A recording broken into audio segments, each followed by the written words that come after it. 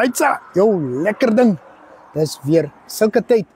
Woensdag om 20:30 is mos Aitsa tyd en in hierdie episode kuier Aitsa aan die ander kant van die Oranje rivier by die Kalahari Kuierfees.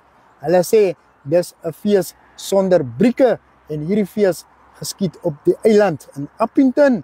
Ons gaan ry pontoon.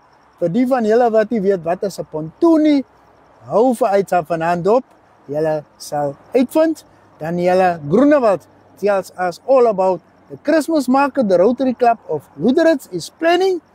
As jy nog nie geskenke gekoop het nie, die perfekte geleentheid is op pad en ons lê die show af met 'n boodskap van Jaco Kalahari.